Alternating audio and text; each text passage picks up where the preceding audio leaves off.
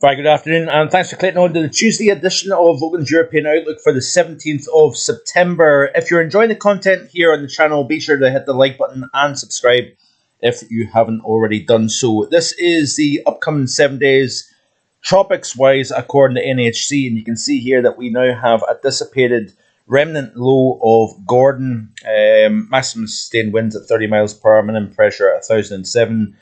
And it is essentially going to just kind of disappear over the central Atlantic.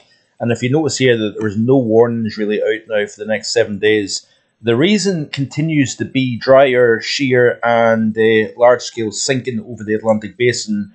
But we are expecting to see the MJO continuing to propagate eastwards. You notice here that we did have the strongest typhoon that hits Shanghai in China in 70 years, I believe.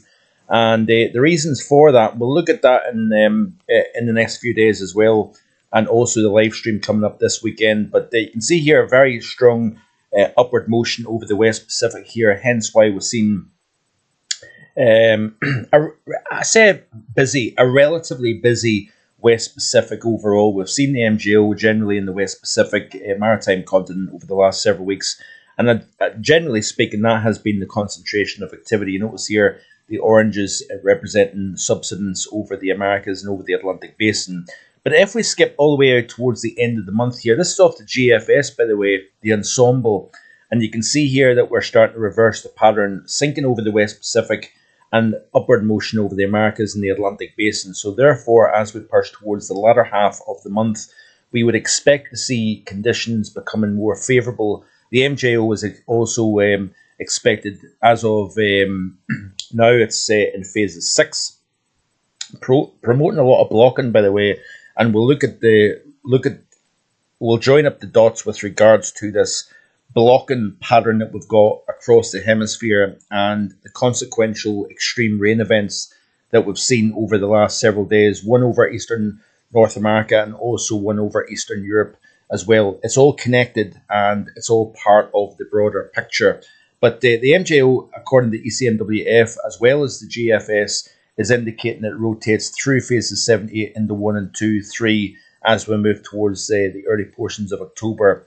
Looking at the GFS as well, you can see that it is expected to go through phases 6 into 7, into 8, into 1. It actually kind of almost misses out the East Pacific, and the reasons why is we've got the developing La Nina taking place here, so that upward motion tends to actually skip across the Pacific and into the Americas and into the West Atlantic basin.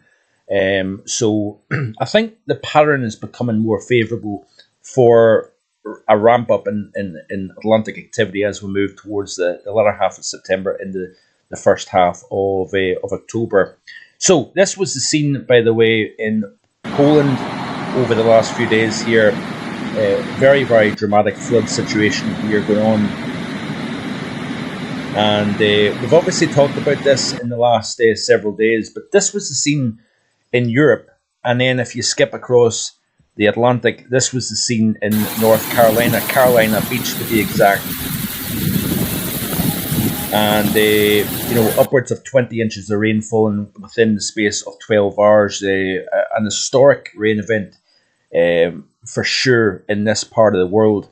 But if we look at the overall hemispheric pattern, we have got a lot of areas of low pressure of a similar latitude stuck underneath strong blocking high pressure to the north.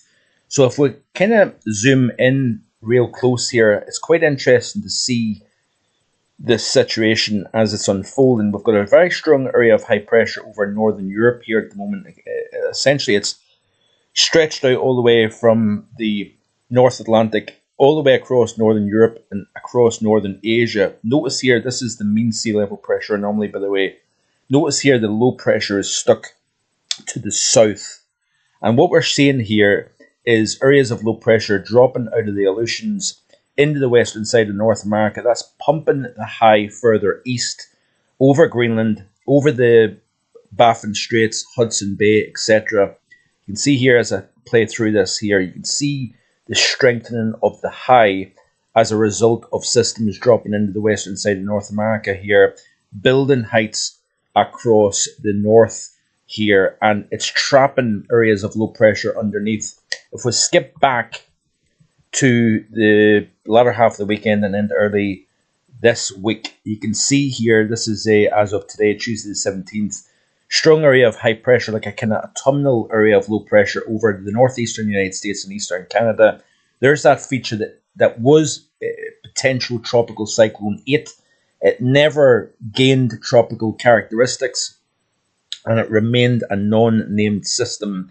But what happened is the flow coming in from the east, this circulation drove some very powerful thunderstorms lining up, training effect over Carolina Beach in North Carolina, and causing a significant amount of rain in the space of 2 to 3 hours. In fact, I was going to say 2 to 3 days, but it was actually just in the space of 3 hours. We've seen upwards of 18 inches of rainfall in parts of North Carolina. And it's due to this blocking situation here, low pressure, trapped, can't go anywhere, and stuck in place.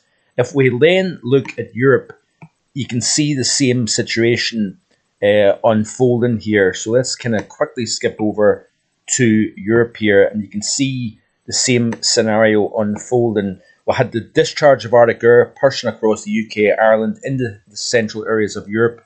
Very hot, humid air was met with that cold Arctic air.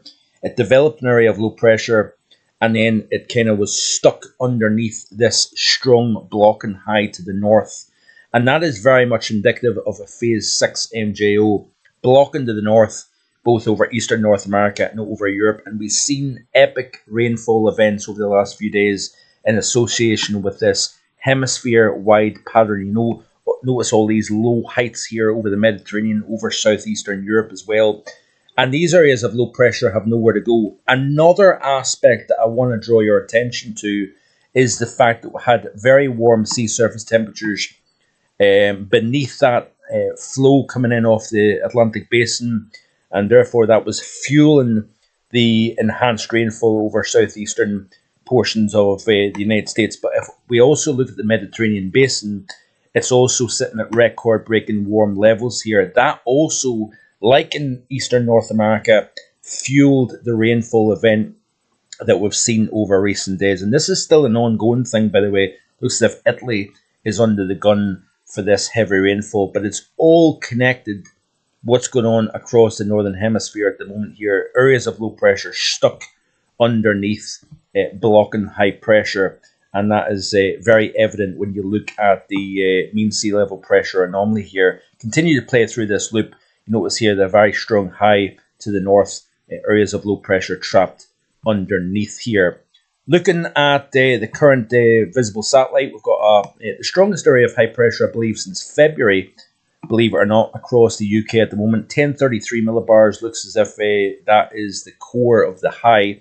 Notice here winds coming around the top of the high out of the west-southwest in the northern UK, and we've got winds coming in from an east to northeast direction across the south, and therefore we've got the centre of the high bang slap over the UK and Ireland at the moment here. There's the areas of heavy rain, thunderstorms, etc., across the Mediterranean basin, parts of southern France, into Central Europe, into southeastern Europe. The areas that have seen tremendous amounts of rain in recent days is continuing to see some nasty conditions. This is the current pressure chart off Meteosil showing the 1033 millibar high centred bang slap over what appears to be Lancashire, not Lanarkshire, but Lancashire at the moment here.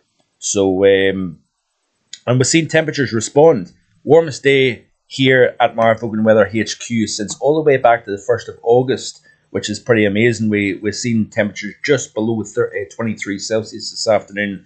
Clouds have increased actually late this afternoon, but it certainly is very pleasant indeed. And I think this is probably one of the best weeks in months for a UK-wide situation with this setup ongoing at the moment here. So problematic conditions across southern Europe continue, but we've got some very decent high pressure in control across the majority of the UK and Ireland, and that is certainly a welcome situation as it stands at the moment here. Looking at the mean sea level pressure anomaly here off the ECMWF as we skip through the next several days. There's that strong area of high pressure to the north, lower pressure to the south here. And then as we move towards the weekend, we are going to see heights lower to the south of the UK. Area of low pressure appears to develop and then drift northwards up over the UK. What is going to happen is that we need to kind of keep an eye on that MJO pulse moving eastwards. The change is going to come in the next week. It looks as if we're actually just going to open the door to low pressure once again across the west of Europe. And we actually go from very strong high pressure at the moment to some fairly deep areas of low pressure towards the early portions of next week. So we are going to see a dramatic flip in the pattern from dry, settled this week to much more unsettled and cooler next week. And then it's really all eyes on where that high goes. Looks as if there's a bit of a split goes on. One piece goes to the east, one piece up towards Greenland. And if areas of low pressure move across the UK, deepening as they do so could bring gales and heavy rainfall. Return of autumn once again. So we've got summer conditions back at the moment, but we're going to what appears to be return to autumn next week. And then do we see a discharge of Arctic air coming south again? At the same time, the MJO rotates into the favourable phases for cold outbreaks. Still early in the season, obviously, and it may not be a particularly noteworthy cold spell, but nonetheless, it's watching how this pattern's evolving.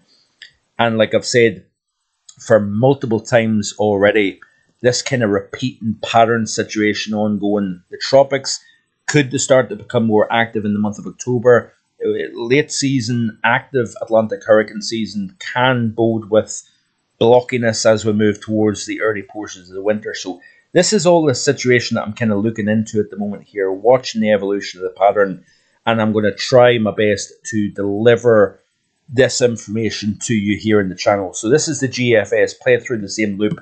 Low heights to the north, to the south, sorry, high pressure to the north. And then it's as we go kind of into the weekend time frame, we start to see a change taking place.